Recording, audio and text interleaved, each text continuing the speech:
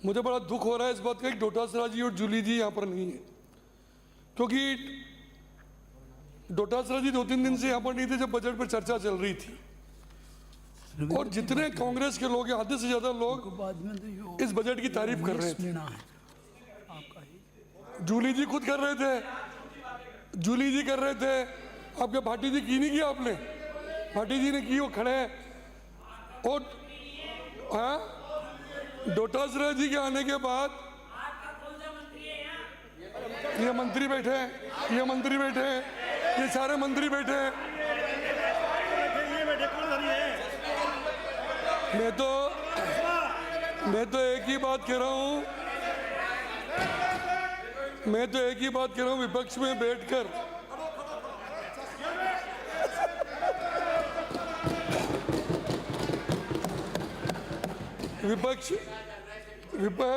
विपक्ष में बैठकर ऐसे क्यों फड़फड़ाते हो? अच्छे बजट पर क्यों नहीं तालियां बजाते हो? बजाना चाहिए आपको भी ताली, और कल बजा रहे थे आप, लेकिन आज आप बदल गए।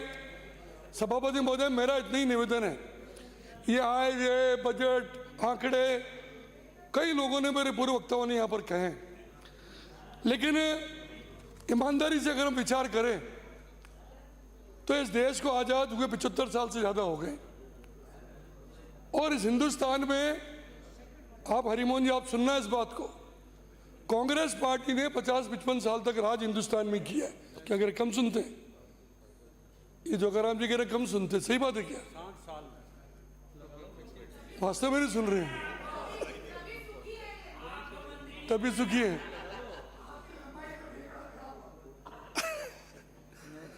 आजादी के 75 साल में 50 साल से ज्यादा आपने राज किया हिंदुस्तान पर।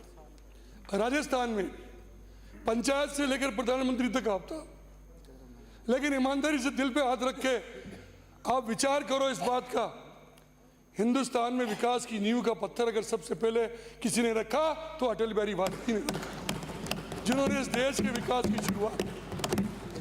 50 साल में आप गांव में सड़कें नहीं बना सके, 50 साल में आप इस गांव के किसानों की समस्याओं की जो आप बार बार बात करते हो, फसल बीमा योजना उन्होंने बनाई, किसान क्रेडिट कार्ड की व्यवस्था उन्होंने की, हिंदुस्तान को ताकतवर मुल्क, परमाणु ताकत वाला मुल्क उन्होंने बनाया।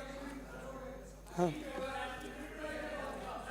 प्रधानमंत्री था जिसने सड़कों का संचार किया, लेकिन उसके जाने के बाद में आपने 3 दिन तो मरे होगा। माननीय सदस्य है, आप नोट कर लो, आपका नेता प्रतिपक्ष नहीं है, उनको आने के बाद बता देना। आपका नंबर आया था, बोलो। हाँ बोलिए सर। भ्रष्टाचार, आतंकवाद के अलावा दिया क्या आपने? टाइम कम दिया भाई साहब। और इतने सीनियर लोग, अगर हम टाइम कम दिया। राजस्थान की बात करें तो राजस्थान में विकास की शुरुआत अगर किसी ने की तो राजस्थान के पूर्व मुख्यमंत्री और देश के पूर्व उपराष्ट्रपति माननीय भैरव सिंह जी शेखावत ने शुरुआत की, जिन्होंने अंत्योदय योजना बनाकर राजस्थान के गांव-गांव को सड़कों से जोड़ा, जिन्होंने 12 जमीन पे लगान माफ किया, जिन्होंने पहली बार पंचायतों को सड़कों से जोड़ा। पंचायतों में मिडिल स्कूल उस समय, उसके पहले आपने नहीं खोले थे, वो भैरव सिंह जी ने खोले। उसके बाद उस विकास को आगे बढ़ाया राजस्थान की पूर्व मुख्यमंत्री वसुंधरा जी ने, जिन्होंने भामाशाह योजना बनाई, गांव-गांव में गौरवपथ बनाए, और हर पंचायत पे 10वीं का स्कूल खोला। उसके बाद दूसरे कार्यकाल में उन्होंने 12वीं तक के स्कूल खोले। करोड़ों अरबों के काम शहरों में और गाँव में उन्होंने कराए। आप इस बात का विचार करो कि आज जो ये बजट यहाँ पर प्रस्तुत हुआ है, ये बजट वही बजट है जो अटल बिहारी वाजपेयी जो विकास की नींव रखी थी, भैरव सिंह जी शेखावत ने जो विकास की नींव रखी थी, जो वसुंधरा जी ने रखी थी, ये उस बजट का आगे वाला हिस्सा है। आने वाले समय में आज दावा कर रहा हूँ, अब बार बार श्रवण जी कह रहे थे ना कि 5 साल इधर ने 5 साल, अब नहीं होगा 5 साल। अब की बार भाजपा बार है हिंदुस्तान में और राजस्थान में। राजस्थान में कांग्रेस पार्टी अब नहीं आनी आपकी, क्योंकि आपने बता दिया। सही है, अशोक गहलोत जी राजस्थान के मुख्यमंत्री थे। कहाँ जा रहे हो रफीक? बैठो ना। अशोक गहलोत जी खिलाफ हो गया। अशोक गहलोत जी राजस्थान के मुख्यमंत्री थे। इस राजस्थान के लिए क्या किया उन्होंने? आप बार बार यहाँ पे कह रहे हो कि इस बजट में ऐसी चीजें हैं जो क्रियान्वित नहीं होगी, इतना बड़ा बजट बने। हाँ,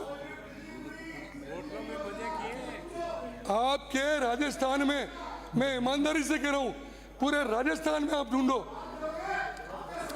राजस्थान में आप ढूंढोगे एमएलए बैठे हैं राजस्थान के सारे, 1 लाख से ज्यादा पत्थर आपके शिलान्यास के लगे हुए हैं जिसमें कोई योजना ही स्वीकृत नहीं हुई। ये गहलोत साहब की राज की, मेरी खुद की काउंसिल में लगे हुए 300 पत्थर। तो खाली बजट में बोलते गए।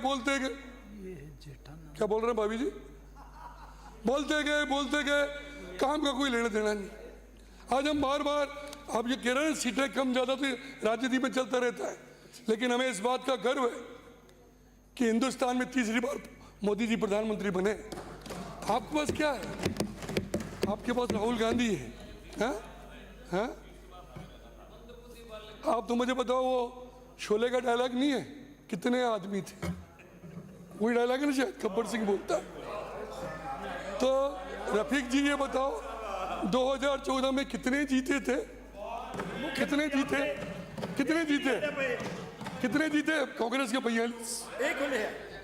2019 में कितने आदमी थे आपके? 52।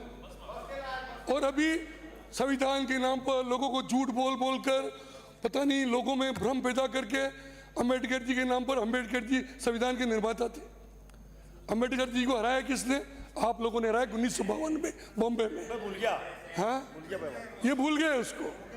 अब आपकी सीटें कितनी आ गई? अब आपकी सीटें आई 99। नहीं, सुनो तो सही, अभी की मत हो संजय जी, आप तो 2014 की, 2019 की, 2024 की, तीनों को मिलाओ कितनी सीटें होती हैं इनकी? हैं? तीनों मिला के उतने पे सीटें नहीं आई, 199 सीटें। मेरा समय कभी खत्म नहीं होगा, मेरा समय तो शुरू हुआ है, कहां से खत्म होगा?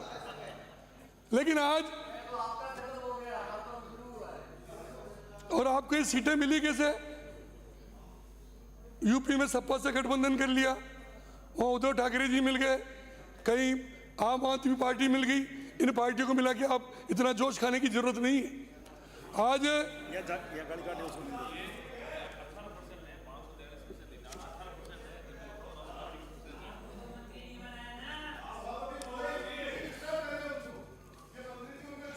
मेरे को, आप विराजिए मालिक। मेरे को मंत्री बनाया नहीं बनाया उसकी चिंता मत करो।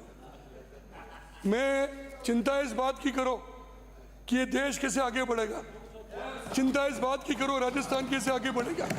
हमारे मुख्यमंत्री भजन लाल जी शर्मा और राजस्थान की हमारी उप मुख्यमंत्री, हमारी वित्त मंत्री दिया कुमारी जी ने जो बजट दिया है ना, ये कांग्रेस को खत्म करके रख देगा, देख लेना आप। बिल्कुल, क्योंकि मुझे पता है ये पहली बार हुआ होगा इस बजट में कि कांग्रेस का एमएलए हो, चाहे ये बाप पार्टी के भी बैठे, निर्दलीय भी बैठे, यूनुस खान जी, चंद्रपान जी, जीवाराम जी, आपको कसम है, अशोक जी, आपको इस बजट में कुछ नहीं मिला? सबको मिला है। पहली बार ऐसा बजट है, पहली बार। भाटी जी गलत तो नहीं कह रहा हूं, पहली बार ऐसा बजट है। आप बोले हो, आप भाषण में बोले हो, व्हाट्सएप चलाया आपने, ये दिया है। आप मिलेगा भी नहीं। प्लीज प्लीज प्लीज प्लीज, सभापति आप महोदय, विराजिए, आपका नंबर आया था बोलना ना। सभापति महोदय, जीत क्या गया? हाँ, तुमने क्या दे दिया? माननीय सदस्य, आप बोलिए, शरवण जी, आपका समय समाप्त हो रहा है। शरवण जी, एक बात बताओ, अगर मोदी जी इस देश के प्रधानमंत्री नहीं होते, अयोध्या में राम का मंदिर बनता? ईमानदारी से बताओ, नहीं बनता।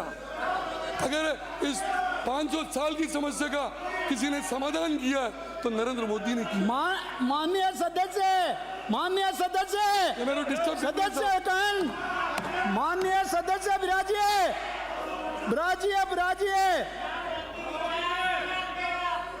माननीय सदस्य, फिर आपका बोलेंगे तब ये नहीं बोलने देंगे, फिर क्या लगेगा होगा?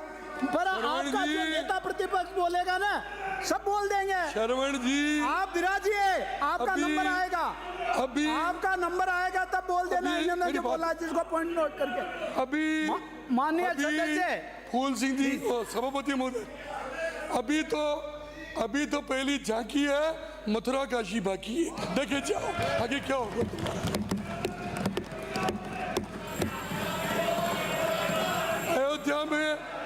अयोध्या में हम नहीं आ रहे हैं, हैदराबाद में आ रहे होंगे। अरे विराज जी, माननीय सभापति मुझे बोलने नहीं दे, क्लोज करो करने दो ना।